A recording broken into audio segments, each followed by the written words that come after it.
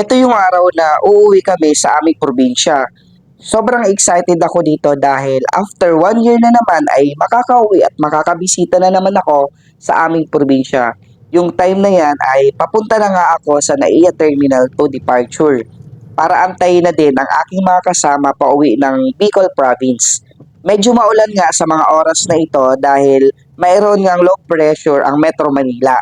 Pero hindi hadlang ito sa amin dahil gustong gusto na rin naming makauwi para makita at makasama ulit ang aming pamilya, lalo na ang aming mga magulang. Dahil minsan nga lang kami makauwi sa probinsya kapag may mga okasyon lamang kami nakakauwi, gaya ng fiesta, Pasko at Bagong Taon. So, nandito na nga ako sa terminal to departure at inaantay ko na din dito sila ate at ang kanyang afam. Dahil gusto din makapagbakasyon ang afam, sinama ito ni ate sa aming probinsya.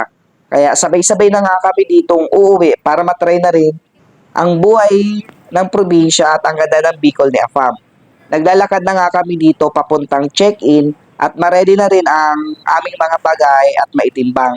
Dahil nga first time pa lamang ni Afam sa Bicol, excited na daw siyang makita ang mga tourist destination ng Albay Bicol.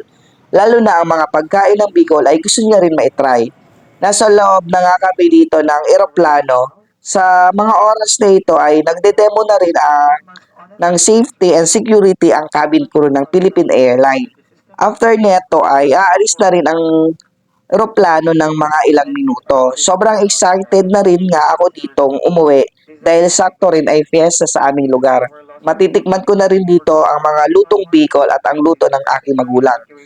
Dito nga ay medyo maulap na nga sa parteng Bicol dahil sa ilang minuto na lamang ang lalapag na rin ang eroplano sa Bicol Airport.